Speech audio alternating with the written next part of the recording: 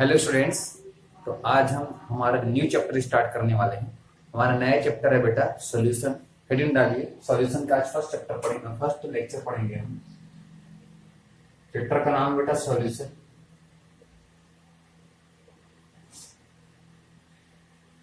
Solution solution में सबसे पहले हम पढ़ते हैं बेटा सॉल्यूशन होता क्या है। ठीक है, सॉल्यूशन होता क्या है पहले ये पढ़ते हैं। Solution is the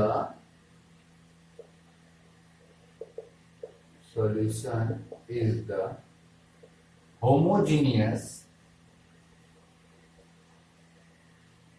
mixture of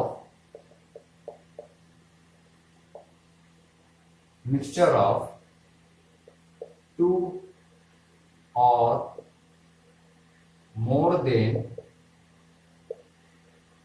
two non-reacting substances। ठीक है, मिक्सचर क्या होते हैं बेटा? मिक्सचर हम किसको बोलते हैं? जब दो सब्सटेंस को आप मिक्स कर दें और वो एक होमोजीनियस मिक्सचर बनाए और दोनों नॉन रिएक्टिंग हो, तब उसको हम क्या बोलेंगे? सॉल्यूशन। तो यहां पर दो बातें आ रही हैं। कौन सा? एक आ रहा है होमोजीनियस मिक्सचर, दो इंपॉर्टेंट पॉइंट आ रहा है यहां पर, और दूसरा नॉन रिएक्टिंग आ रहा है कि नहीं? देखिए जरा, हमने दो सब्सटेंस को मिक्स किया और वो दोनों सब्सटेंस क्या होने चाहिए? दोनों सब्सटेंस के मिक्स होने से पहले क्या होमोजीनियस मिक्सचर बनना चाहिए और दूसरा नॉन रिएक्टिंग वो होना चाहिए। तो अब ये होमोजीनियस मिक्सचर क्या होता है? एक्चुअली बेटा मिक्सचर होते हैं टू टाइप्स के। मिक्सचर टू टाइप्स के होते हैं, एक होता है हेट्रोजीनियस और दूसरा होता है होमोजीनियस। एक होता है हेटेरोजीनियस, जिसको हम प्रोनाउंसिएशन में हेट्रोजीनियस बोलते हैं, और होमोजीनियस। अब पहले ये समझिए ये दोनों होता क्या है। ठीक है, होमोजीनियस मिक्सचर हम उसको बोलते हैं जिसमें जो कंपोनेंट है उसका जो परसेंटेज है वो through out the solution same, मतलब मिक्सिंग इतने अच्छे से हुआ हो कि उसका जो कंपोजिशन है वो यूनिफॉर्म हो, हर एक जगह पर आपको सेम मिले। जैसे कि मान लो मैं ये बोलना चाहूंगा कि आपने वाटर लिया, वाटर में आप 2 स्पून शुगर ऐड कर दिए। 2 स्पून क्या ऐड कर दिया बेटा? शुगर ऐड कर दिया। ठीक है, अब उसको मिक्स कर दिया। ठीक है, अब इस वाटर को से मैं यहां से सिरिंज, तो समझते हैं सिरिंज क्या होता है? इंजेक्शन लगाने वाला सिरिंज। ठीक है, सिरिंज से मैं क्या करिए, पिपेट से, लेबोरेटरी के पिपेट से या सिरिंज से मैं इस पोर्शन से क्या कर लिया, 5 ml सॉल्यूशन निकाल लिया, मतलब 5 ml मिक्सचर निकाल लिया यहां से, और यहां से 5 ml मिक्सचर निकाल लिया। आप खुद सोच के बताइएगा। ठीक है, अपने से सोच के बताइए, कुछ एक्सपेरिमेंट करने की जरूरत ही नहीं है। यहां से निकला हुआ 5 ml और यहां से निकला 5 ml, दोनों में क्या शुगर जो डला हुआ है, मिक्स हुआ है, उसका परसेंटेज या उसका जो क्वांटिटी बोलना चाहिए वो डिफरेंट होगा क्या?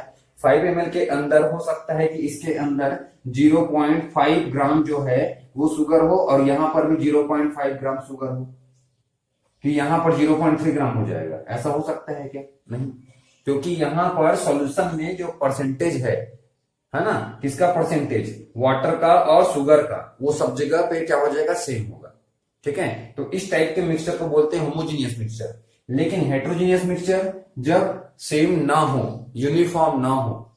ठीक है, जैसे कि डर्ट इन राइस। ठीक है, आपको मालूम है ना कि डर्ट्स होते हैं, सैंड पार्टिकल्स होते हैं राइस में कुछ, जिसको हमको क्या करना पड़ता है? स्क्रीन आउट करके बाहर निकालना पड़ता है बिफोर कुकिंग। यस और नो? तो अगर मान लो मैं आपको ये बोलूं कि ये टैंक है जिसमें आपने राइस रखा है, घर में ये टैंक है जिसमें आपने क्या रखा है? राइस रखा है, इसमें राइस है। ठीक है, अब आपको क्या करना है बेटा? यहां से आपको 1 ग्लास राइस निकालना है, यहां से 1 ग्लास राइस निकालना है, यहां से 1 ग्लास राइस निकालना है, और थोड़ा हैंड को थोड़ा डीप करके यहां से 1 ग्लास राइस निकालना है। अब आपको क्या करना है, इसमें कितने सैंड पार्टिकल है, क्वांटिटी सेम है, इसमें कितने सैंड पार्टिकल आए, इसमें कितने सैंड पार्टिकल आए, इसमें कितने सैंड पार्टिकल आए, और इसमें कितने सैंड पार्टिकल आए। अगर मान लो इस 1 ग्लास ऑफ राइस में 5 सैंड पार्टिकल होगा, तो क्या सब में 5 सैंड पार्टिकल ही होगा? किसी में 6 और किसी में 4, किसी में 9, किसी में 7, ऐसा नहीं हो सकता क्या?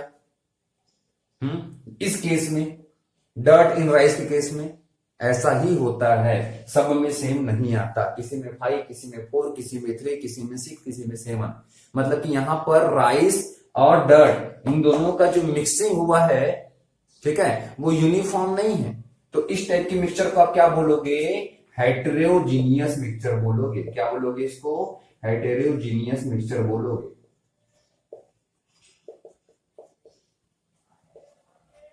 समझ में आ रहा है? जैसे कि मान लो मैं एक और एग्जांपल बताऊं आपको एक और एग्जांपल बताऊं, चॉक पाउडर इन वाटर। आपको क्या करना है, चॉक लेना है, चॉक को क्रश कर देना है, अच्छे से बारीक पीस देना है, उसको अच्छे से पाउडर बना लीजिए और उसको वाटर में डालिए, उसको मिक्स कीजिए विदिन 1 मिनट। पहले तो मिक्स हो जाएगा और मिक्स होने के बाद 1 मिनट भी नहीं लगेगा, 30 सेकंड में वो सारे के सारे चॉक पाउडर नीचे सेटल डाउन हो जाएंगे। मतलब वो रुक नहीं रहा है, वो क्या हो जा रहा है, सेटल डाउन हो जा रहा है। मतलब अब आप कंपोनेंट, आप उसका मिक्सिंग देखोगे, इसमें बीकर के अंदर आप लेकर के इसको मिक्स किया है ना, और जितने इसमें चॉक पाउडर थे नीचे की तरफ आ गए। तो क्या ये यूनिफॉर्म है? क्या नहीं। मैं ऊपर से निकालूंगा तो ऊपर में चॉक पाउडर कम मिलेगा, नीचे निकालूंगा तो नीचे से सॉल्यूशन में चॉक पाउडर ज्यादा मिलेगा। मतलब ये क्या है? एक हेटेरोजीनियस मिक्सचर है। तो मिक्सचर 2 टाइप्स के हो सकते हैं, एक हो सकता है होमोजीनियस और दूसरा हो सकता है हेटेरोजीनियस मिक्सचर होता है। तो सॉल्यूशन क्या होते हैं? एक होमोजीनियस टाइप का मिक्सचर है, it is the homogeneous mixture. ठीक है बेटा। और नॉन रिएक्टिंग, अब नॉन रिएक्टिंग को समझते हैं। क्या रिएक्टिंग वाले सॉल्यूशन नहीं बनाएंगे? इसका मतलब तो यही होना कि नॉन रिएक्टिंग होना चाहिए, तभी वो सॉल्यूशन बनेगा, तभी आप उसको सॉल्यूशन बोलोगे, अदरवाइज आप उसको सॉल्यूशन नहीं बोलोगे। क्या मतलब हो रहा है इसका? नॉन रिएक्टिंग होना क्यों जरूरी है? सोचिए, जरूरी इसलिए है क्योंकि अगर मान लो आप जिंक को डाल देते हो H2SO4 में, समझिएगा बात को ध्यान से, जिंक को डाल दिया H2SO4 में, ठीक है, तो इस केस में क्या हो जाएगा बेटा? इस केस में क्या हो जाएगा? ये बन जाएगा ZnSO4 और बन जाएगा हाइड्रोजन गैस। तो अगर मान लो ये रिएक्ट कर लिए तो रिएक्ट करके तो दूसरे सब्सटेंस में चेंज हो गया, जिसको आप सॉल्यूशन नहीं बोलोगे। ये तो रिएक्शन हो गया ना, इसके अंदर सॉल्यूशन का आपका सब्सटेंस चेंज हो गया। मतलब ये वैसी बात हो गई कि आप शुगर का सॉल्यूशन बनाना चाह रहे हो, लेकिन शुगर जो है वो रिएक्शन करने के बाद शुगर नहीं रह जाएगा, कुछ और बन जाएगा। तो क्या उसको सॉल्यूशन बोल सकते हो क्या? आप खुद ही सोचिए। ठीक है, यहां पर सब्सटेंस चेंज नहीं होना चाहिए। ठीक, दूसरी बात, हाइड्रोजन गैस यहां से बाहर है, जिंक सल्फेट बचेगा। भाई सॉल्यूशन क्या बोलोगे आप? किसको बोलोगे? जो रिएक्शन ना करे। जैसे कि इथेनॉल को आपने डाला वाटर में, इथेनॉल को डाला आपने वाटर में, तो इसके बाद जो मिलेगा क्या मिलेगा? इथेनॉल मिलेगा। लेकिन ये क्या हो जाएगा? डाइल्यूटेड हो जाएगा, मतलब इसका कंसंट्रेशन कम होगा, कंसंट्रेशन कम हो गया। इथेनॉल पहले प्योर था, अब उसमें वाटर आ गया। पहले ये 99% था, सपोज की बात है, अब इसमें आपने सपोज इसमें आपने 99 ml था ये, या 100 ml था, 100 ml था और इसमें 100 ml डाल दिया, तो कितना परसेंट हो गया बेटा? ये अबाउट 50% हो गया। अबाउट ना, 99 था क्योंकि 100 नहीं था, 50% हो गया। तो कंसंट्रेशन क्या हो गया? कम हो गया। इथेनॉल का कंसंट्रेशन कम हो गया, बट इथेनॉल तो इथेनॉल है अभी भी, इथेनॉल चेंज तो नहीं हो गया किसी और में, इथेनॉल में इथेनॉल तो नहीं बन गया। ठीक है, तो नॉन रिएक्टिंग होना काफी जरूरी है। अगर रिएक्शन करके कुछ और बन जाएगा तो आप उसको सॉल्यूशन कंसीडर नहीं कर सकते। तो नॉन रिएक्टिंग स्पीसीज होना काफी जरूरी है। आप ऐसे सब्सटेंस को मिक्स कर सकते हो, या मिक्स करने के बाद जो बनेगा सॉल्यूशन, उसको आप सॉल्यूशन तभी बोलोगे जब वो रिएक्शन नहीं करने वाले, इसको थोड़ी सॉल्यूशन बोल दोगे, है ना? समझ में आ रहा है बातें? ठीक है, तो नॉन रिएक्टिंग होना भी जरूरी है और होमोजेनियस मिक्सचर भी होना जरूरी है। ठीक है, तो ये 2 इंपॉर्टेंट पॉइंट है इसके, जो कि काफी ज्यादा मायने रखता है इसमें। अब देखते हैं बेटा component of the solution.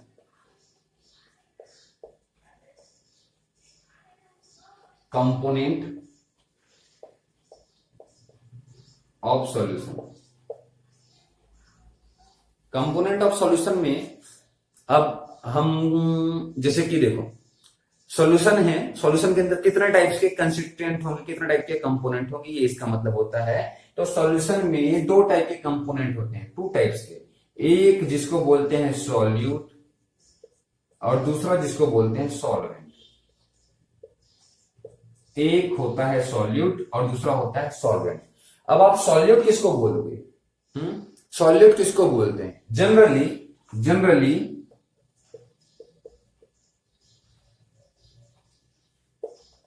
The component which is present in less amount, ठीक है। और सॉल्वेंट किसको बोलोगे?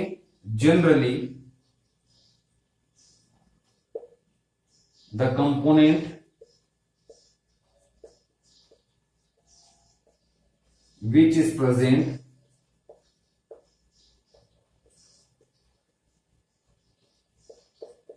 in more quantity या अमाउंट। जनरली जो ज्यादा का अमाउंट में प्रेजेंट हो, मोर अमाउंट में प्रेजेंट हो, जनरली, है ना। जनरली का मतलब आपको समझना चाहिए, ठीक है। जनरली मतलब कि जो कि अक्सर या जनरली होता है, कंपल्सेशन नहीं है, हमेशा नहीं होगा ऐसा, लेकिन जनरली यही चीज होती है कि जिसकी अमाउंट ज्यादा है उसको आप क्या बोलोगे? सॉल्वेंट, और जिसका अमाउंट कम है उसको क्या बोलोगे? सॉल्यूट। लेकिन हमेशा नहीं होगा। जैसे अब एग्जांपल समझे, हमेशा कैसे नहीं होगा। सपोज आपने क्या किया, 60% वाटर लिया और 40% शुगर डाला। मतलब कोई सॉल्यूशन है जिसमें 60% क्या है? वाटर है और 40% शुगर है।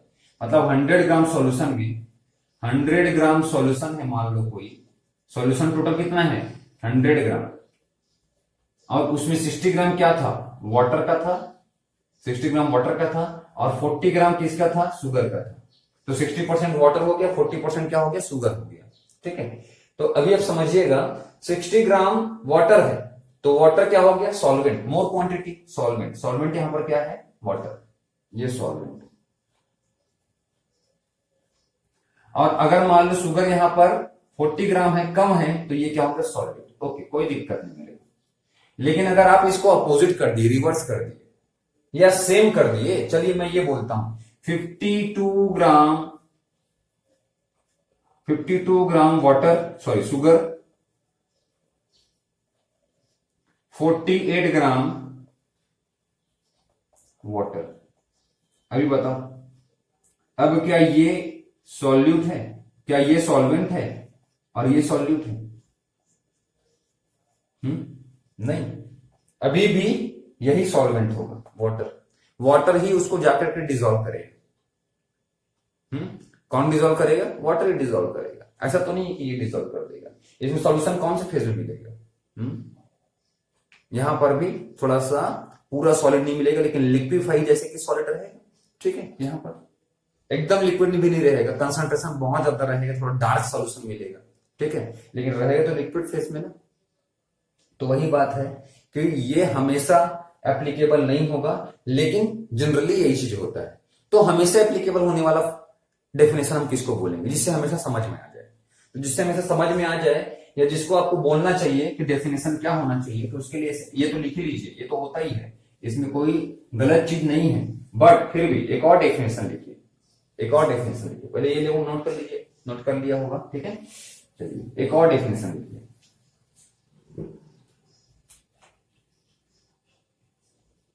The component which get dissolved, ऐसा कंपोनेंट जो खुद डिसॉल्व हो जाता है। The component which get dissolve, है ना, जो डिजॉल्व हो जाता है, जो खुद डिजॉल्व हो जाए उसको क्या बोलोगे, सॉल्यूट। अब वो कम क्वांटिटी में हो, ज्यादा क्वांटिटी में हो, कोई फर्क नहीं पड़ता, ठीक है। डिजॉल्व हो रहा है मतलब कि वो क्या है, सॉल्यूट। एंड द कंपोनेंट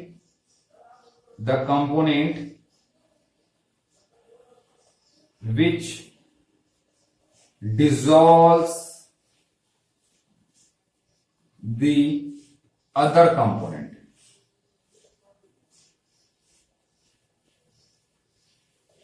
अब इसका क्या मतलब हो,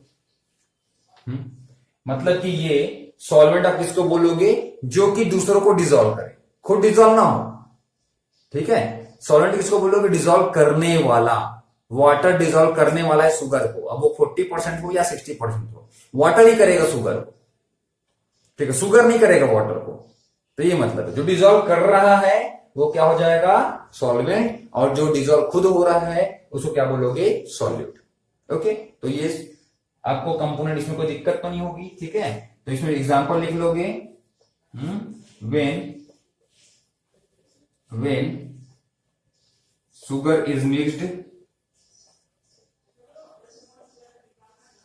mixed with water, शुगर को अगर वाटर के साथ मिक्स करें तो क्या होता है, शुगर क्या होता है बेटा, शुगर होगा सॉल्यूट, क्वांटिटी कुछ भी हो, और वाटर क्या होगा, वाटर यहां पर होगा सॉल्वेंट, ठीक है। ओके, समझ में आ रहा है बातें, ठीक। बस जनरली यही चीज होता है ना, बहुत कम केस में ये होना चाहिए, ये भी एप्लीकेबल होना चाहिए, डिसॉल्व कर पाना चाहिए, ठीक है। चलिए, समझ में आया ये। अब हम आते हैं नेक्स्ट टॉपिक पे, नेक्स्ट हेडिंग पे। बेटा पॉज कर करके आपको नोट करना है, ठीक है, कोई भी चीज आपको छोड़ना नहीं है, सारे इंपॉर्टेंट पॉइंट नोट करना है जो मैं यहां पर बता रहा हूं, ठीक है। बहुत जरूरी है नोट बनाना, जो कि मैं आपको हमेशा बोलता हूं, ठीक।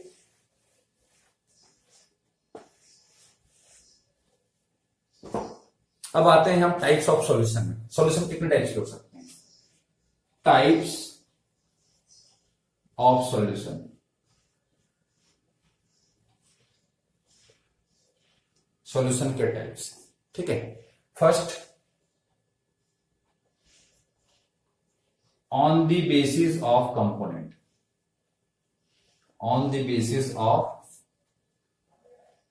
कंपोनेंट, कितने कंपोनेंट है उस पे भाई, on the basis of number of component बोल सकते हैं, नंबर ऑफ कंपोनेंट। कंपोनेंट दो ही होंगे, बट हो सकता है सॉलिड दो हो, आपने शुगर भी ऐड कर दिया, आपने सॉल्ट भी ऐड कर दिया। आप 1 ग्लास वाटर लिए, उसमें शुगर भी ऐड कर दिए और उसमें सॉल्ट भी ऐड कर दिए, तो टोटल कंपोनेंट कितने हो गए, 3 हो गए। कंपोनेंट तो दो टाइप के हैं, बट है कंपोनेंट कितने, 3। कितने कंस्टिट्यूएंट बोलना चाहिए, चलो कंस्टिट्यूएंट बोल सकते हो, on the basis of the number of constituent, कितने कंस्टिट्यूएंट उसके अंदर हैं, ठीक है, ऐसा बोल सकते हैं। ओके, तो इसकी बेसिस पे कई टाइप्स के होते हैं। स्टार्ट करते हैं बाइनरी से, when to constituent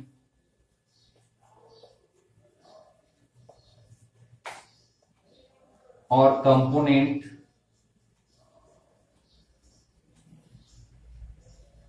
prepares the forms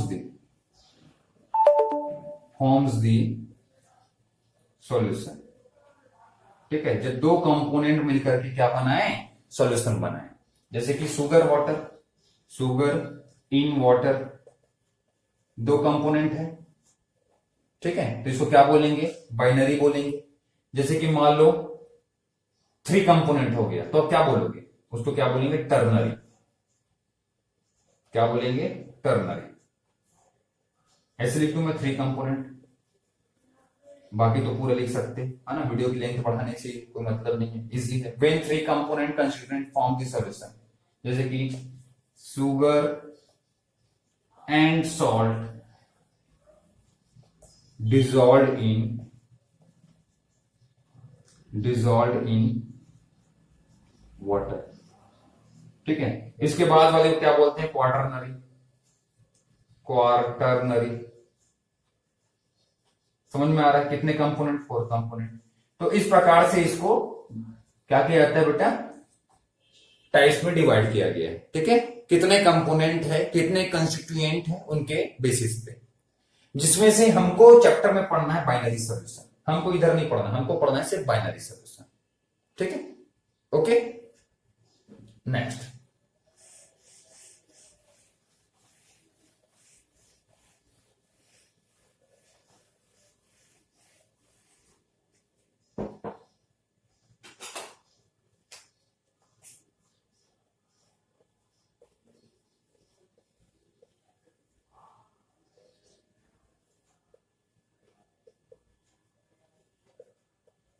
on the basis of solvent, solvent मत बोलो, फेज ऑफ सॉल्वेंट बोलो। भाई सॉल्वेंट जो है कौन से फेज में अवेलेबल है, सॉल्वेंट कौन से फेज में अवेलेबल है, उस पर ये डिपेंड करेगा। ठीक है, चलो इसको मैं थोड़ा सा एक टॉपिक के बाद बढ़ाता हूं, तो ये आपको आसानी से समझ में आएगा। जब आसानी से समझ में आए तो ज्यादा बेटर है ना। अभी हम पढ़ते हैं types of binary solution. Binary solution अभी आप समझिए, है ना। अब देखते हैं टाइप्स ऑफ बाइनरी सॉल्यूशन।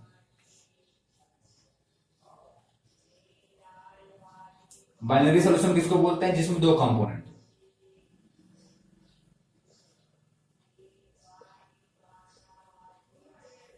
ठीक है, अब जैसे कि मान लो मैं यहां पर लिख लूं सॉल्वेंट। भाई सॉल्वेंट कौन सा है, यहां पर लिख लूं सॉल्यूट। सॉल्यूट कौन से फेस में है, और यहां पर हम देख लेते हैं कुछ एग्जांपल। ये इसी से समझ में आएगा, टेबल में बना रहा हूं, टेबल से ही हमको समझना है। ठीक है, देखते जाइए। अगर मान लो सॉल्वेंट है सॉलिड, यस सॉलिड, सॉल्वेंट है सॉलिड। अच्छे से इमेजिन करो मैं क्या बोलना चाह रहा हूं। सॉल्वेंट क्या है, सॉलिड है, लिक्विड नहीं है। ठीक है, सॉलिड सॉल्वेंट हो सकता है, कोई दिक्कत नहीं है। होमोजेनियस मिक्सचर बनाना है, ठीक है, सारे फेज में अवेलेबल हो सकता है, सॉलिड में भी, लिक्विड में भी, गैस में भी। कंफ्यूज नहीं होना है, एग्जांपल समझ में आता जाएगा, बस सुनते जाइए। ठीक है, सॉल्वेंट कौन से फेज में है, सॉलिड फेज में है, और सॉलिड कौन से फेज में है, ये भी सॉलिड फेज में है। मतलब सॉलिड को सॉलिड में मिक्स करो, सॉलिड को सॉलिड में मिक्स करो, दोनों रिएक्शन नहीं करना चाहिए, और मिक्सचर भी होमोजीनियस होना चाहिए। मतलब कि सॉल्यूशन जो है उसका कंपोजिशन जो है वो through out the solution same होना चाहिए। ओके, जिसको होमोजेनियस मिक्सचर बोलेंगे। सॉलिड का सॉलिड में सोचो, एग्जांपल सोचो, ऑलॉयज। ऑलॉयज सुने हैं आप लोग, क्लास 10th में पढ़े होंगे अच्छे से, बाकी तो उसके पहले भी पढ़े होंगे ऑलॉयज। ठीक है, आप लोग गोल्ड यूज करते हैं, है ना, गर्ल्स गोल्ड यूज करते हैं ज्वेलरी के लिए, ज्वेलरी बनाने के लिए गोल्ड यूज करते हैं। क्या वो गोल्ड प्योर रहता है, नहीं। ज्वेलरी में बनने वाला जो गोल्ड है, ज्वेलरी में यूज होने वाला जो गोल्ड है, वो प्योर नहीं होता। प्योर गोल्ड में की हार्डनेस को थोड़ा बढ़ाने के लिए उसमें कॉपर मिक्स किया जाता है, जिसकी वजह से हमको उसको 22 carat gold, 24 carat gold, 23 carat gold, ऐसे जो कैरेट के नाम से बोलते हैं, वो क्या है, उसका परसेंटेज प्योरिटी के लिए बोलते हैं। ठीक है, तो ये है ना ऑलॉयज। तो कॉपर, कॉपर इन गोल्ड, ठीक है, कॉपर को मिक्स किया जाता है गोल्ड में, कॉपर इन गोल्ड, वो क्या है, एक सॉल्यूशन है। ठीक है, copper in gold is the solution. Zinc in copper, zinc को मिलाया जाता है, जिंक इन कॉपर, ये भी क्या है, एक सॉल्यूशन है। ठीक है बेटा, समझ में आ रहा बातें। ठीक है, तो सॉलिड का सॉलिड में। ओके, ये हो गया एग्जांपल, ये हमारा first type of binary solution. Solvent हमारा सॉलिड ही है, लेकिन लिक्विड को भी इसमें डिसॉल्व करते हैं। जैसे कि अमलगम सुना है आप लोग, रिएक्शन में कई बार पढ़े हो आप लोग। अमलगम के साथ, जिंक अमलगम के साथ रिएक्शन करने पे, ऐसा पढ़े ना, on the present, in the presence of zinc amalgam, ऐसा पढ़े। क्या मतलब होता है इसका, अमलगम किसके लिए यूज किया जाता है, जब कोई मरकरी, जब मरकरी जो है किसी मेटल में डिसॉल्व, जैसे गोल्ड अमलगम मैं बोल दूं, क्या बोल दूं मैं, गोल्ड अमलगम। तो गोल्ड अमलगम का मतलब आपको बताता हूं, गोल्ड अमलगम, इसमें क्या होगा, mercury, mercury dissolve in gold. Mercury जब गोल्ड में डिजॉल्व हो, जब मरकरी को गोल्ड में मिक्स किया जाए, आपको मरकरी भी मेटल है, ठीक है, ये मेटल इन मेटल, ये भी मेटल, ये भी एक टाइप का अलॉय ही तो हो गया। बट यहां पर ये जो मरकरी है, ये मरकरी कौन से फेज में होता है, मैंने यहाँ पे आर मिस कर दिया है, ठीक है, मरकरी। मरकरी कौन से इसमें होता है बेटा, स्टेट में मरकरी होता है लिक्विड स्टेट में, है मेटल, लेकिन ये एक्सेप्शन है, कौन सी स्टेट में होता है, लिक्विड, ध्यान रखिएगा, ये लिक्विड फेज में है, ठीक है। तो देखो सॉलिड लिक्विड में है ना, मरकरी डिसॉल्व्ड इन गोल्ड, ठीक है, इसको क्या बोलेंगे, गोल्ड अमलगम बोलेंगे। और जिंक अमलगम बोलोगे तो क्या हो जाएगा, मरकरी डिसॉल्व्ड इन जिंक, मरकरी डिसॉल्व्ड इन जिंक, ठीक है, समझ में आ रहा है बातें। तो ये सॉलिड का लिक्विड में, ओके। एक और देखते सॉलिड का गैस में, यहां लिख ले रहा हूं मैं ना, 1 2 3 नीचे आना चाहिए, स्पेस थोड़ा कम है, मैं यहां लिख रहा हूं, आप लोग नीचे ही लिखोगे। सॉलिड का, सॉरी गैस का सॉलिड में, सॉलिड तो इधर है, गैस को सॉलिड में डिसॉल्व करना है, बोलो, याद करो, सोचो जरा, सोचो, टाइम लो, 5 सेकंड लो, 1 2 3 4 5, थोड़ा याद करो। हाइड्रोजनेशन पढ़ा है, हाइड्रोजनेशन, हाइड्रोजनेशन में होता क्या है, निकिल प्लेटिनम या पैलेडियम के प्रेजेंस में हाइड्रोजनेशन करवाते हैं, वहां पर होता क्या है, हाइड्रोजन गैस को मेटल डिसॉल्व एब्जॉर्ब कर लेता है, ठीक है। तो क्या है यहां पर आप क्या लिखोगे, gases adsorbed, gases adsorb by metal, metal किसे, गैस जो एड्सॉर्ब होते हैं वो इसके एग्जांपल हैं, जैसे कि hydrogen gas adsorbed by nickel या तो प्लेटिनम या तो पैलेडियम, ये सबसे कराते हैं ना, तो वो क्या है, सॉलिड गैस इन सॉलिड, ठीक है, इसको ऐसे बोल सकते हैं ना, सॉलिड को गैस इन सॉलिड, उस टाइप का हुआ ना, hydrogen in nickel, hydrogen in platinum, hydrogen in palladium, okay. तो ये एक एग्जांपल है किसका, गैस एज अ सॉल्यूट रहेगा और सॉल्वेंट रहेगा यहां पर सॉलिड, ठीक है। इतने पॉइंट्स नोट कीजिए बेटा, है ना। उसके बाद और हैं, ये तो हमने सॉलिड सॉलिड सॉलिड देखा, ऐसे सॉल्वेंट जिसमें सारे सॉलिड है। अब हम कैसे देखेंगे, लिक्विड, जो जनरली हम पढ़ते हैं, जनरली हम देखते हैं, ठीक है, लिक्विड वाले आएंगे। पहले ये नोट कीजिए बेटा प्लीज, हो गया नोट, बढ़िया। अब हम आते हैं नेक्स्ट वन में,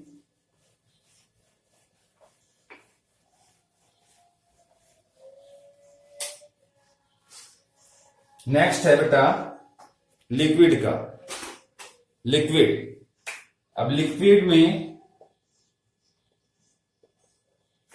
सॉलिड, अब इसके तो ढेरों एग्जांपल है, liquid as a solvent, solid solute है, तो यहां इसमें ढेरों एग्जांपल, जैसे कि शुगर इन वाटर, शुगर क्या होता है, सॉलिड होता है, वाटर क्या होता है, लिक्विड होता है, sugar in water, salt in water, है ना, कॉपर सल्फेट इन वाटर, कई हैं, कमी, ठीक है। चलिए अब नेक्स्ट देखते हैं, इसको तो मेरे ख्याल से एक्सप्लेन भी करना नहीं पड़ेगा, लिक्विड इन लिक्विड, लिक्विड का लिक्विड में, बोलो, अभी बताया था, आज ही बताया, ethanol in water, ethanol in water, ठीक है। चलिए नेक्स्ट बोलो, लिक्विड का लिक्विड में बताने की जरूरत नहीं पड़ेगी।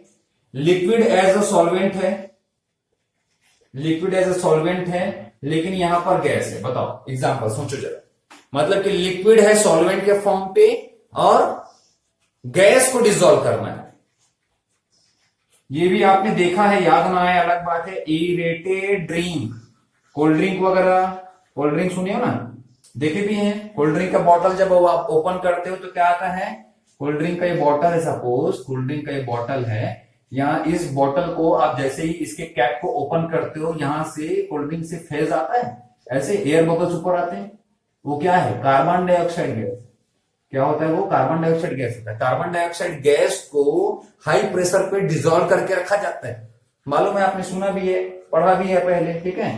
एरेटेड ड्रिंक में क्या होता है, carbon dioxide gas dissolve in drinks under high pressure, high pressure में हम इसको डिसॉल्व करके रखते हैं, ये इसका एग्जांपल होगी। ठीक है, तो लिक्विड वाला भी सॉल्यूशन हमने देखा, लिक्विड का लिक्विड में, लिक्विड का लिक्विड लिक्विड में, गैस लिक्विड में। ठीक है, अब किस में आते हैं, गैस वाले में आते हैं। ठीक है, तो ये नोट करो बेटा।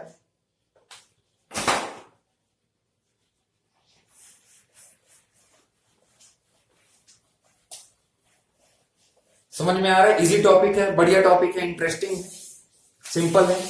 क्या सर इसको पढ़ने की क्या जरूरत है, तो हम लोग ऐसे ही पढ़ लेते। ऐसी क्वेश्चंस में यहाँ एग्जांपल से क्वेश्चंस आ जाते हैं बेटा। ठीक है, ध्यान रखिएगा। जैसे कि क्या बोलेगा, right an example of liquid in solid, तो याद फिर नहीं आता है। ठीक है, ध्यान रखिए, एग्जांपल से आपको ध्यान रखना है अच्छे से। ठीक है, जैसे कि गैस, सॉलिड। अब बताओ, चलो अगर आता है, आसान है तो बताइए। सॉलिड गैस में, solid as a solute, solid को डिसॉल्व करना है, किसमें, गैस में। सब्लिमेशन के टाइम होता है। ठीक है, किसमें होता है, सब्लिमेशन के time. During the sublimation process, sublimation नहीं सुने हैं, सुने हैं, बताओ। क्लास 9 में पढ़े हैं आप लोग, क्लास 9 तो पढ़ के आए ना 12th में। जैसे कि आप आयोडीन को हीट करते हैं, या चलो एकदम उसकी बात नहीं, आयोडीन को आप हीट किए, आयोडीन को आप हीट किए, किसमें हीट किए, चाइना डिश में लेके।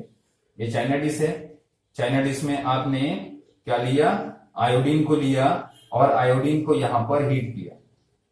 ठीक है, स्टेन बना दो भैया, नहीं तो बोलेंगे कि सर वो हवे में कैसे था, नहीं समझ में आया। बस बाकी चीज समझ में आया, चाइना डिश हवे में कैसे था वो नहीं समझ में आया। बढ़िया, चलो ये चाइना डिश है, चाइना डिश में क्या ले लिया बेटा, हमने आयोडीन ले लिया, और इस पे एक फनल को इन्वर्ट करके रखा, और यहाँ पे कॉटन प्लग से इसको बंद कर दिया, कॉटन प्लग से। ये हो गया कॉटन प्लग। ठीक है, कॉटन से बंद कर दिया। ये हो गया आयोडीन। ये क्या है भाई, लैंप है, ये तो मालूम है आपको, है ना। इसको ऑन किया, चलो ऑन कर दिया, ये क्या होने लगा, हीट होने लगा। तो सब्लिमेशन एक ऐसा प्रोसेस होता है जिसमें सॉलिड सब्सटेंस जो है हीट होने के बाद लिक्विड में कन्वर्ट नहीं होते और डायरेक्टली गैस में कन्वर्ट हो जाते हैं। समझ में, लिक्विड में कन्वर्ट नहीं होते, गैस में कन्वर्ट हो जाते हैं। तो यहाँ के सॉलिड जो है, मतलब कि आयोडीन, यहाँ पर आयोडीन का वेपर बनाने लगता है, और ये आयोडीन का वेपर यहाँ पर जो प्रेजेंट एयर था कि नहीं था, वैक्यूम तो जनरेट किया नहीं हमने। मैंने ऐसा बोला कि यहां से हमने एयर बाहर निकाल लिया पहले, ऐसा तो नहीं बोला। ठीक है, एयर तो रहता ही, हमने बस उसको क्या लगा दिया, फनल को लगा दिया, तो एयर तो यहां रहा होगा। अब आयोडीन का वेपर ऊपर आया। अब इस केस में सोचो, आयोडीन का वेपर यहाँ के एयर में है कि नहीं है, तो आयोडीन कौन से फॉर्म में एक्चुअली होता है, सॉलिड फॉर्म पे होता है। ठीक है, अगर मान लो आप इसको बंद कर दिए, आप हीट करना बंद कर दिए, तो थोड़ी देर के लिए क्या होगा, यहाँ पर आयोडीन का जो सॉलिड फॉर्म है वो एयर में डिसॉल्व रहेगा। ठीक है, तो इसको आप लिख सकते हो आयोडीन वेपर इन एयर। ठीक है, सब्लिमेशन प्रोसेस के टाइम। ठीक, नेक्स्ट मैं आपको बताता हूं, स्मोक। स्मोक क्या है, स्मोक भी तो है, सॉलिड के पार्टिकल्स जो हैं, सॉलिड के पार्टिकल्स एयर में डिसॉल्व रहते हैं, दैट इज स्मोक।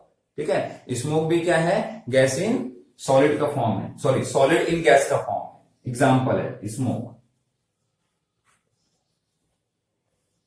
ठीक है, चलो नेक्स्ट देखते हैं, गैस लिक्विड, मतलब कि लिक्विड को गैस में डिसॉल्व करना है, होता है ऐसा, सोचो सोचो सोचो। डिसॉल्व करना नहीं है, ये नेचर में ऑलरेडी अवेलेबल होता है। मॉइस्चर, मॉइस्चर सुने, मॉइस्चर का मतलब समझ में आ गया होगा, जैसे मैं बोला मॉइस्चर, वाटर के वेपर जो है हमारे एयर में वैसे ही डिसॉल्व हैं, मॉइस्चर। तो ये क्या है, लिक्विड इन गैस का एग्जाम्पल है। ठीक है, क्लाउड, क्लाउड देखते हो ऊपर, वो क्या है भाई, वाटर जो है वो एयर में है, क्लाउड यहां से वहां जा रहा है, दिखता है आपको, रेनी सीजन में यहां से यहां ऐसे क्लाउड जो है ऊपर घूमते रहते हैं। तो लिक्विड है जो कि एयर में मूव कर, तो वो क्या है, डिसॉल्व है ना, क्लाउड। नेक्स्ट है गैस इन गैस, गैस में गैसेस का। अब बताओ इसका एग्जांपल, एयर, एयर सुना है कि नहीं सुना, सुने है ना। ठीक है, it is the mixture of all gases, it is the mixture of all gases, जितना भी गैस नेचर में प्रेजेंट है उसका मिक्सचर है ये, तो it is the mixture of all gases. ठीक है, अब हालांकि ये बाइनरी नहीं है, हालांकि ये बाइनरी नहीं है, बाइनरी सॉल्यूशन पढ़ना है मतलब कि दो कंपोनेंट होने चाहिए, तो कंपोनेंट दो हैं, है ना, binary solution. It is the mixture of all gases, जितने गैसेस हैं उसके मिक्सचर। ठीक, समझ में आ रहा बातें? ठीक है, तो जब अगर मान लो 2 अवेलेबल हो तो क्या हो जाएगा, वो बाइनरी सॉल्यूशन हो जाएगा। ठीक है, चलिए इसको हम इरेज करें। समझ में आया बातें? ठीक, अब मैं जो आपको एक बताने वाला था, एक और टाइप बताने वाला था ना, जिसको मैं बोला कि नहीं एक टॉपिक पढ़ाने के बाद बताता हूं, टाइप ऑफ सॉल्यूशन। अब यहां पर देखो, on the basis of solvent, solvent कौन से फेज में है, on the basis of solvent, या आप बोलो on the basis of phase of solvent, solvent कौन से फेज में अवेलेबल है उसके बेसिस में हम सॉल्यूशन को भी डिवाइड करते हैं, या सॉल्यूशन को बोलते हैं कि ये टाइप का है। अब इसका एग्जांपल समझिए, एग्जांपल समझ में आएगा। जैसे कि मैं बोलता हूं ये 3 टाइप्स के होते हैं, एक होता है सॉलिड सॉल्यूशन, दूसरा होता है लिक्विड सॉल्यूशन, तीसरा होता है गैसियस सॉल्यूशन। ठीक है, अगर अभी तीनों होता क्या समझिए, अगर मान लो जो आपका सॉल्यूशन है उसमें जो सॉल्वेंट है वो सॉलिड फेज में है, फिर से सुनिए, जो सॉल्यूशन आपने बनाया है उसका सॉल्वेंट अगर सॉलिड फेज में है, तीनों फेज अभी मैं पढ़ाया, ठीक है, सॉलिड फेज में है तो उसको आप क्या बोलोगे, सॉलिड सॉल्यूशन। हियर या व्हेन आप लिखो, when solvent present in solid form। ठीक है, और ये when solvent present in liquid form।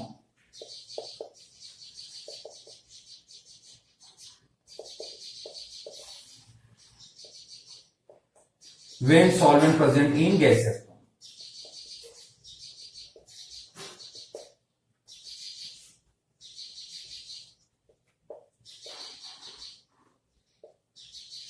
when solvent present in gaseous form, तो gaseous solution। एग्जाम्पल, बहुत सारे एग्जाम्पल इस टेबल से आपको मिल जाएगा। ये सारे कौन से सॉल्यूशन है, गैसियस सॉल्यूशन। ये सारे कौन से सॉल्यूशन है, गैसियस सॉल्यूशन, क्योंकि ये तीनों टाइप में देखो सॉल्वेंट क्या है, गैस, सॉल्वेंट क्या है, गैस, तो इनको हम क्या बोलेंगे, gaseous solution. Iodine vapour in air, gaseous solution. Cloud, gaseous solution. Moisture, gaseous solution. Air, gaseous solution. जब सॉल्वेंट जो है वो कौन से फॉर्म में हो, गैस फॉर्म पे हो। इसके पहले हमने पढ़ा लिक्विड सॉल्यूशन, ठीक है, sugar in water, liquid solution. Salt in water, liquid solution. उसके पहले हमने पढ़ा solid solution, solid solution, alloys, जितने अलॉयज हैं सॉलिड सॉल्यूशन, जैसे कि जिंक इन कॉपर, ठीक है, gold in copper in gold, ठीक, तो ये सारी किसके एग्जांपल है, सॉलिड सॉल्यूशन के। तो इस टाइप के भी आप क्या बोल सकते हैं, on the basis of solvent, on the basis of the phase of solvent भी 3 टाइप्स के सॉल्यूशन होते हैं। ठीक है, बाइनरी सॉल्यूशन के टाइप, और अब आते हैं एक और टाइप्स में जिसमें आपने सुना होगा on the basis of the concentration. तो कंसंट्रेशन के बेसिस में पढ़ाने से पहले मैं थोड़ी सी बात बता देता हूं आपको, 2 और इंपॉर्टेंट पॉइंट, डाइल्यूटेड सॉल्यूशन किसको बोलेंगे और कंसंट्रेटेड सॉल्यूशन किसको बोलेंगे, क्योंकि इसके बाद हम लेक्चर में जब आगे जाएंगे तो कंफ्यूजन नहीं आनी चाहिए किसी भी बात को लेकर। ठीक है, तो सारे पॉइंट समझिए। Diluted solution, diluted solution,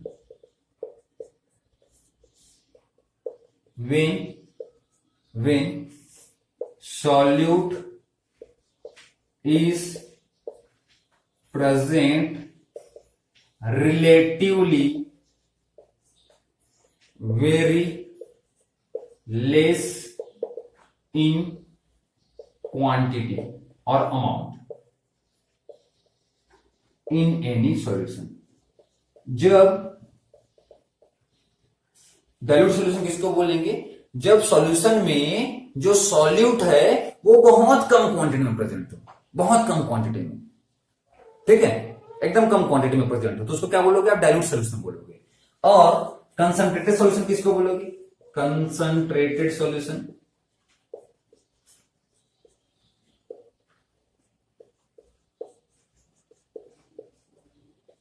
concentrated solution किसको बोलोगे?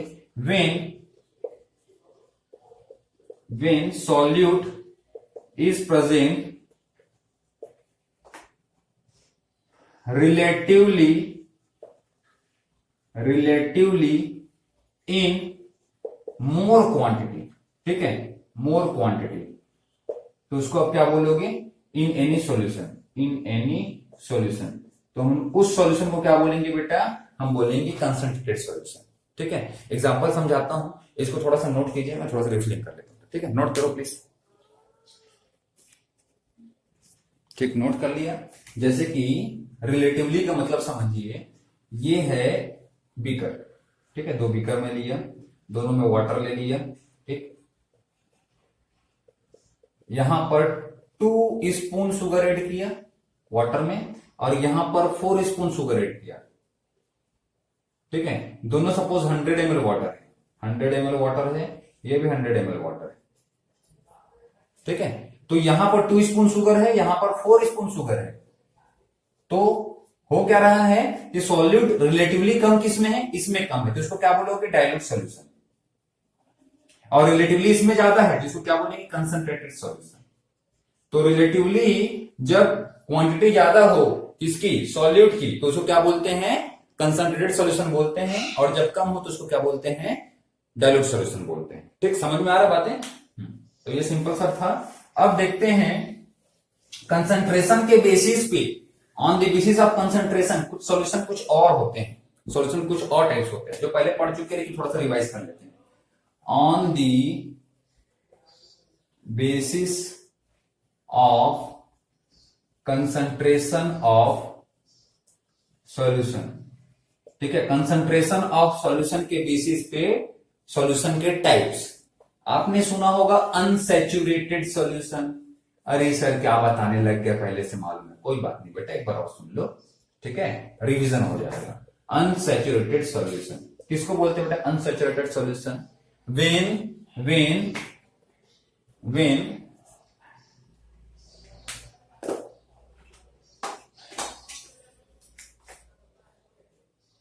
when more amount of solute can dissolve, है ना, जब हम मोर अमाउंट ऑफ सॉल्यूट को डिजोल्व कर सके, ठीक है, ऐसा कंडीशन जिसमें मैं और डिजोल्व कर सकूं। ठीक है, अभी सब समझाऊंगा, एक साथ सब समझाएगा। Saturated solution,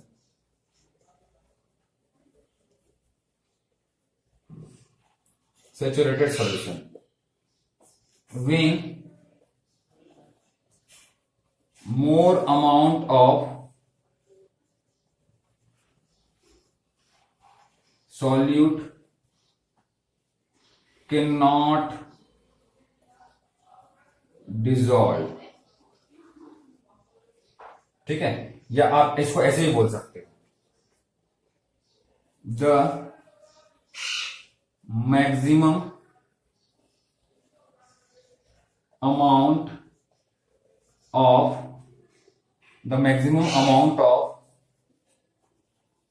solute dissolved in 100 gram of solvent at particular temperature and no more solute। चलो, इसका मतलब तो वही हुआ, मैक्सिमम अमाउंट तो ऑलरेडी डिजोल्व है इन पर 100 ग्राम, है ना, 100 ही हो तो जरूरी नहीं, हो सकता है 50 हो तो 50 के हिसाब से भी चलेगा। ठीक है, at particular temperature, at particular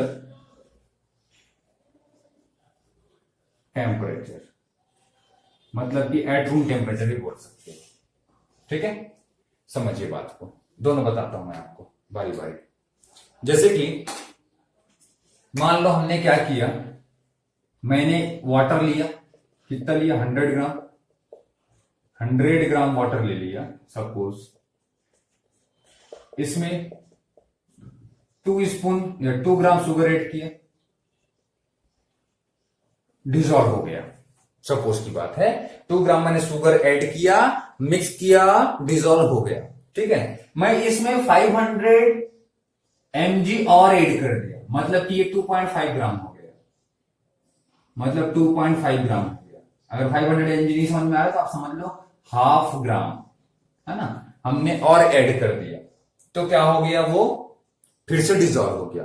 अब इसमें फिर से मैं 500 ग्राम ऐड कर दिया, 500 mg, तो टोटल 3 ग्राम हो गया। तो 3 ग्राम होने के बाद वो तो डिजॉल्व हो गया, 3 ग्राम भी सपोज डिजॉल्व हो गया, लेकिन अब अगर मान लो मैं 0.1 ग्राम भी ऐड करता हूं और वो डिजॉल्व नहीं होता है, पहले कंडीशन में मैंने क्या किया था, 2 ग्राम ऐड किया था, सेकेंड टाइम मैंने हाफ और कर दिया, मतलब कि अब कितने हो गए, 2.5 ग्राम हो गया, और उसके बाद मैंने हाफ और ऐड किया, कितना हो गया, 3 ग्राम हो गया, इसके बाद मैं 0.1 ग्राम और ऐड किया, तो यहां पर ये डिजॉल्व नहीं, यहां पर 0.1 ग्राम और ऐड किया, मतलब ये कितना ग्राम हो गया, 3.1 ग्राम हो गया ना, 3.1 ग्राम और हो गया, तो ये डिजॉल्व नहीं हुआ। यहां भी डिजॉल्व हुआ, यहां भी डिजॉल्व हुआ, यहां भी डिजॉल्व हुआ, लेकिन यहां पे डिजॉल्व नहीं हुआ। अब अच्छे से समझिएगा, ये वाला कंडीशन, फर्स्ट वाले जो कंडीशन है, इसके बाद क्या डिजॉल्व हो सकता था, यस डिजॉल्व हो सकता था। तो 2 gram sugar in 100 gram water, उसको क्या बोलोगे, अनसैचुरेटेड सॉल्यूशन, अभी भी डिजॉल्व कर सकता है, अनसैचुरेटेड है, सैचुरेट नहीं हुआ है, अभी भी वो काम को और कर सकता है, समझ में आ रहा है। इसके बाद 500 mg आपने और ऐड किया, 2.5 ग्राम इन 100 ग्राम वाटर, ठीक है, 2.5 ग्राम आपने डिजॉल्व किया, अभी भी डिजॉल्व हो सकता है कि नहीं, हुआ था कि नहीं, 3 ग्राम तक हुआ था ना, मतलब ये कंडीशन भी ऐसा कंडीशन है जिसमें और डिजॉल्व हो सकता है। तो 2.5 ग्राम शुगर भी क्या होगा, अनसैचुरेटेड होगा।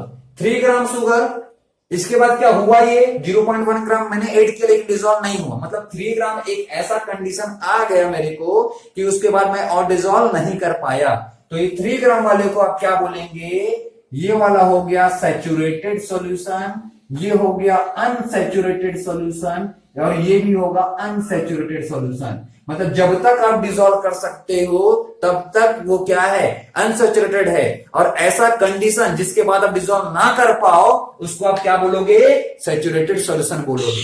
ठीक है, तो अनसैचुरेटेड सैचुरेटेड दोनों समझ में आ गया। अभी हम देखते हैं, ठीक है, नेक्स्ट हम देखते हैं यहां पर ये वाला एग्जांपल देखिए, when more amount of solute can not dissolve at particular temperature. ये तो आसान है। अब ये वाला देखो, the maximum amount of solute dissolve in पर 100 gram of solvent at particular temperature. पर 100 ग्राम सॉल्यूशन में मैक्सिमम अमाउंट डिसॉल्व है, तो उसको भी आप क्या बोलोगे, मैक्सिमम डिसॉल्व है ना, इससे ऊपर तो हो ही नहीं सकता, दोनों का मतलब तो वही हो रहा है। ठीक है, maximum amount of solute dissolve, maximum amount of solute is dissolve, dissolve है, डिसॉल्व is dissolved या have dissolved भूल जाना, the maximum amount of solute is dissolved in per 100 gram of solvent। 100 gram solvent में maximum amount already dissolve है, मतलब कि वही हो गया ना कि और डिसॉल्व आप नहीं कर सकते, तो दोनों डेफिनेशन सैचुरेटेड सॉल्यूशन का ही है। ठीक है, समझ में आया। अब अगर मान लो फिर भी आपको डिसॉल्व करना है, तो आपने सुना होगा या आपको मालूम भी होगा कि अगर मैं चाहता हूं कि इसको और डिसॉल्व कर सकूं, 3 के बाद मेरे को करना ही है, नहीं 4 ग्राम तक करना ही है किसी भी कंडीशन में, मैं क्या करूंगा, इसको हीट करूंगा, मैं क्या करूंगा, इसको हीट करके उस काम को कर सकता हूं। अगर मैं हीट किया तो थोड़ा सा और उसमें डिसॉल्व कर सकता हूं। तो अब जो है हीट करने के बाद अगर मान लो मैं मोर सॉल्यूट डिसॉल्व कर सकता हूं, तब जो सॉल्यूशन मिलेगा उसको हम बोलते हैं सुपर सैचुरेटेड सॉल्यूशन। उसको हम क्या बोलते हैं, सुपर सैचुरेटेड सॉल्यूशन बोलते हैं। सुपर सैचुरेटेड सॉल्यूशन का डेफिनेशन क्या हो जाएगा बताइए, ये दोनों पहले लिख लीजिए। ठीक है, लिखो पहले,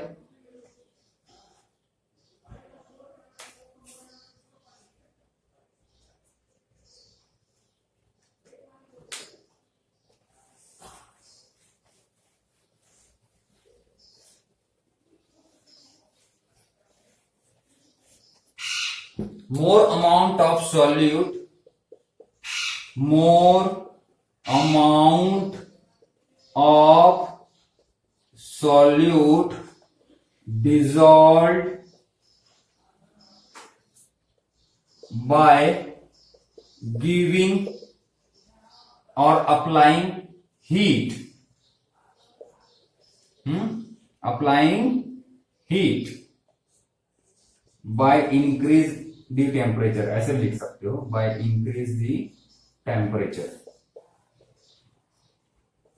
ठीक है, more amount of solid dissolved by giving heat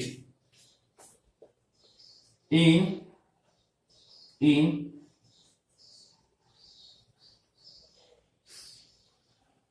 any solution,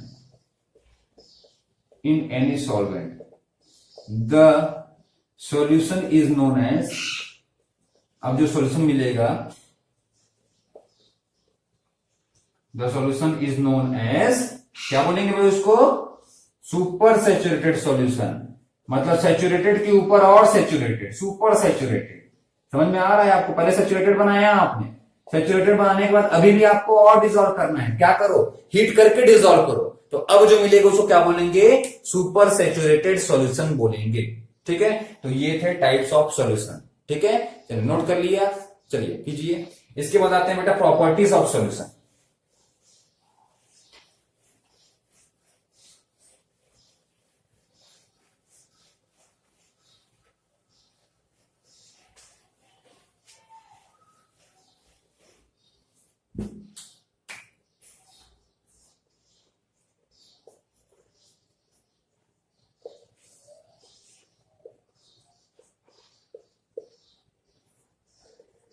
properties of solution. Solution is monophasic, है ना बेटा? Solution is monophasic.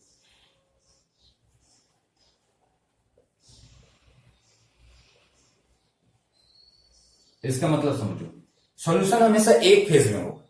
अगर मान लो आपने दो फेज वाले सॉल्यूशन को मिक्स किया, जैसे कि मान लो सॉलिड को मिक्स किया लिक्विड में, सॉलिड को मिक्स किया लिक्विड में, तो आपको सॉलिड में भी और लिक्विड में भी दोनों फेज में नहीं मिलेगा, आपको एक ही फेज में मिलेगा.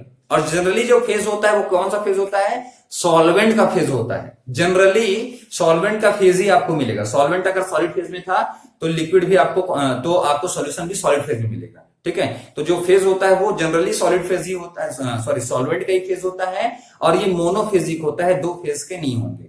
सॉल्यूशन हमेशा एक फेज के होंगे, मोनोफेजिक होगा. ठीक है, सॉल्यूशन इज मोनोफेजिक. समझ में आया? ठीक है.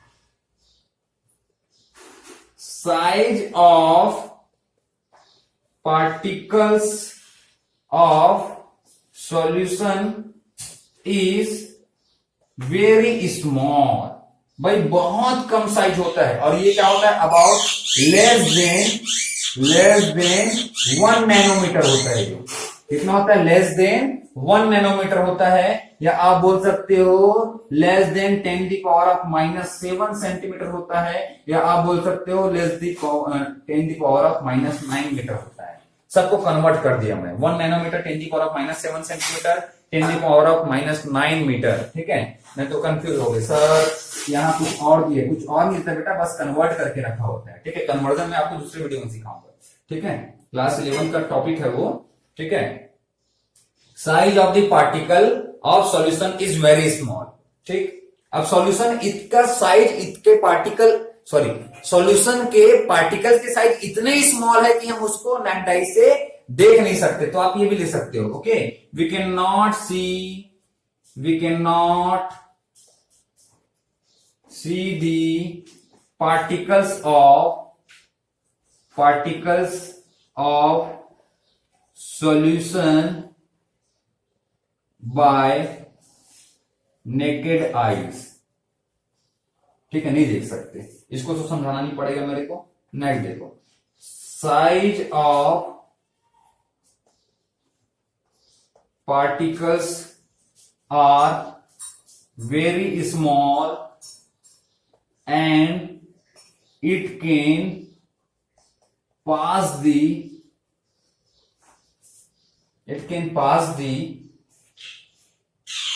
filter paper. It can pass the filter paper. It can pass the filter paper. Size of particles are very small and it can pass the filter paper. Thus, it cannot be separated. Thus, it cannot be separated by filtration. ठीक है, हम filtration से उसको separate नहीं कर सकते। समझो, सारे पॉइंट बताता हूं। फर्स्ट तो बहुत मालूम है, ये भी सब, ये फोर्थ पॉइंट समझिए। ठीक है, फोर्थ पॉइंट का मतलब क्या है? जैसे कि मान लो आप सोचिए कि आपने वाटर क्या बोलते हैं, सॉल्ट डाल दिया शुगर में। ठीक है, सॉल्ट आपने ऐड किया, 1 स्पून ऑफ सॉल्ट आपने 1 ग्लास ऑफ वाटर में मिक्स कर दिया। अब आप सोचोगे कि सॉल्ट को मैं अलग कर दूं, फिल्टर पेपर लगाया, फिल्टर किया, अब सोचो कि सॉल्ट अलग हो जाएगा क्या? वाटर वापस से प्योर बन जाएगा? नहीं। क्यों? क्योंकि साइज इतना स्मॉल होता है पार्टिकल्स के, किसके पार्टिकल्स के, सॉल्यूशन के, कि वो क्रॉस कर जाते हैं फिल्टर पेपर के पोर साइज को, जो छोटे छोटे बहुत पोर साइज होते हैं उसको आसानी से क्रॉस कर जाते हैं, जिसकी वजह से आप कभी भी फिल्ट्रेशन से आप इसको सेपरेट नहीं कर सकते हो। ठीक, देखते हैं बेटा, फिफ्थ पॉइंट है ना, fifth property. If we keep the solution for 2 to 3 days, ज्यादा भी रख सकते हैं, ऐसा कुछ नहीं, it does not, अच्छा आप ऐसे लिखो, its solute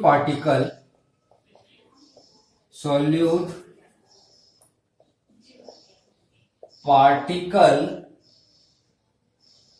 does not settle down.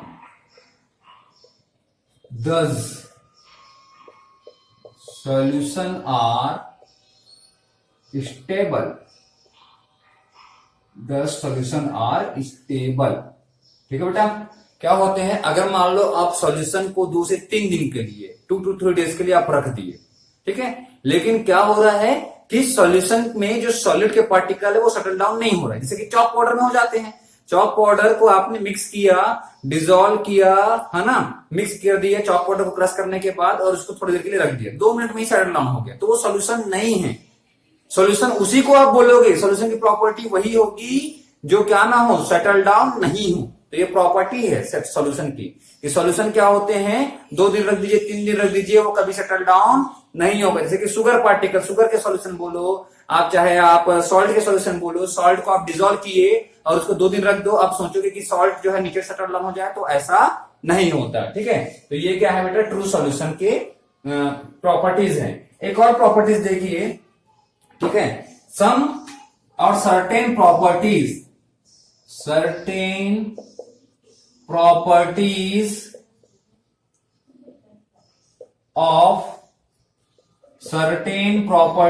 of solution such as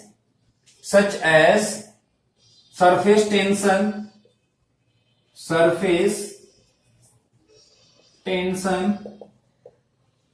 boiling point, freezing point, density, etc. are vary with the changes in composition। ठीक है, अगर कंपोजिशन को हम चेंज कर देते हैं, पहले कम है या ज्यादा है उसको कम कर दिया, कम है उसको ज्यादा कर दिया, कंसंट्रेशन हमने चेंज कर दिया, इसका सॉल्यूशन का सॉल्यूशन, जैसे कि 2% सॉल्यूशन है, 2 ग्राम शुगर है, 2 ग्राम शुगर है 100 ग्राम वाटर में, 98 ग्राम वाटर में, 98 ग्राम वाटर में, तो ये कितना सॉल्यूशन हो गया बेटा, 2 ग्राम शुगर है 98 ग्राम वाटर में, तो ये हो गया 2%। ये कैसे हुआ, सब मैं बताऊंगा अभी नेक्स्ट टॉपिक में। 2% सॉल्यूशन इसको बोलोगे, तो 2% सॉल्यूशन पहले है, इसको मैंने 3% कर दिया, तो 2% सॉल्यूशन का फ्रीजिंग पॉइंट अलग होगा, 3% सॉल्यूशन का फ्रीजिंग पॉइंट अलग होगा। ठीक है, वेरी करेगा, जैसे जैसे इसका कंपोजिशन आप चेंज करोगे वैसे वैसे इनके ये सारे प्रॉपर्टीज भी चेंज होते जाएंगे, बॉइलिंग पॉइंट चेंज हो जाएगा, फ्रीजिंग पॉइंट चेंज हो जाएगा, है ना, सरफेस टेंशन चेंज हो जाएगा, डेंसिटी अलग हो जाएगी। तो अगर मान लो आप कंपोजिशन का परसेंटेज या सॉल्यूशन का कंपोजिशन आप चेंज करते हो तो ये कुछ प्रॉपर्टीज होती हैं जो कि क्या होती जाती हैं, उसके साथ साथ चेंज होती जाती हैं। ठीक है, तो ये थे प्रॉपर्टीज ऑफ द सॉल्यूशन, जिसको आप नोट कर लीजिए। ठीक है बेटा, नोट कर लीजिए, पॉज बटन क्लिक करके नोट करेंगे या स्क्रीनशॉट ले लीजिए। ठीक है, स्क्रीनशॉट ले लिए, ओके। तो वो सब आप नोट कीजिए। ठीक है, ये हमारा आज का लेक्चर था जिसमें मैंने आपको एक्सप्लेन किया सॉल्यूशन की कुछ इंपॉर्टेंट बेसिक पॉइंट्स, सॉल्यूशन होते क्या है, उसके प्रॉपर्टीज क्या होते हैं, कितने टाइप के सॉल्यूशन होते हैं, इसकी प्रैक्टिस कीजिए। अगर इसमें से कोई भी पॉइंट, ठीक है, इसमें बहुत ज्यादा इंपॉर्टेंट चीजें नहीं है, लेकिन अगर हमारा बेस क्लियर ना हो, हमको इनके मतलब ना मालूम हो, कुछ कुछ टर्म्स नहीं मालूम हो, तो हमको चैप्टर में आगे बढ़ना या चैप्टर की हर एक बातें समझना क्या हो जाता है, थोड़ा तकलीफ होता है, डिफिकल्टी फेस करना पड़ता है। ठीक है, तो इसलिए सारे टॉपिक इंपॉर्टेंट होते हैं केमिस्ट्री में, इस बात को हमेशा ध्यान रखना। जो टॉपिक पूछा नहीं जाता एग्जाम में वो टॉपिक भी इंपॉर्टेंट होता है, क्योंकि हर एक टॉपिक कहीं ना कहीं यूज होता है। इंपॉर्टेंट टॉपिक में उस चीज को यूज किया जाता है। अगर मान लो कहीं फ्यूचर में यूज हो कि you will take a binary solution, अब आपको बाइनरी सॉल्यूशन का मतलब ही ना मालूम हो तो फिर उस पर्टिकुलर टॉपिक को आप अच्छे से नहीं समझ पाएंगे। ठीक है, तो इसलिए हर एक टॉपिक, हर एक पॉइंट इंपॉर्टेंट होता है केमिस्ट्री में। तो हर एक टॉपिक को, हर एक लाइन को, हर एक वर्ड को, हर एक प्रॉपर्टी को कोशिश कीजिए समझने की। ठीक है, इसके लिए मैं अपनी तरफ से कोशिश कर रहा हूं वीडियोस अपलोड करने के, हर एक इंपॉर्टेंट पॉइंट्स पे, हर एक इंपॉर्टेंट टॉपिक पे, हर एक लाइन पे मैं वीडियो बनाने की कोशिश करता हूं। इसलिए मेरी वीडियो की लेंथ भी थोड़ी सी ज्यादा होती है। ठीक है, नोट्स भी आप बनाते चलिए मेरे साथ साथ, जो मैं यहाँ पर नोट्स बनवाता हूँ ये सब आपके लिए काफी हेल्पफुल रहेंगे। ठीक है, और जितने भी वीडियोस मैं अपलोड करते जा रहा हूँ इसकी नॉलेज आपको मिल जाए, या आपको दूसरे वीडियोस आपको देखने हो और आपको सर्च करने की जरूरत ना पड़े, इसके लिए प्लीज आप सब्सक्राइब कर लीजिए channel. Suppose halo alkane, hello Erin से कोई टॉपिक आपको चाहिए, अगर मेरा एक्सप्लेनेशन आपको अच्छा लग रहा है और मेरे से ही वो टॉपिक आपको समझना है, क्योंकि अगर आपको लेक्चर मेरा अच्छा लग रहा हो उस कंडीशन पे, तो अगर मान लो आपको उस पर्टिकुलर टॉपिक को सर्च करना हो तो सर्च करने की जरूरत ना पड़े, इसके लिए चैनल सब्सक्राइब कर लीजिए। चैनल सब्सक्राइब कर लोगे तो चैनल में जाकर के, चैनल सब्सक्राइब करने के बाद मेरे चैनल पे जाकर के आप प्लेलिस्ट ओपन कर सकते हो और प्लेलिस्ट में सारे टॉपिक्स आपको मिल जाएंगे। ठीक है, अभी तक मेरे थर्ड चैप्टर जो है वो अपलोड हो रहे हैं। ठीक है, और 2 चैप्टर इसके पहले अपलोड हो चुके हैं। तो आप पढ़ाई करते रहिए, keep watching, keep practice, and thank you so much for giving your valuable time. Thank you.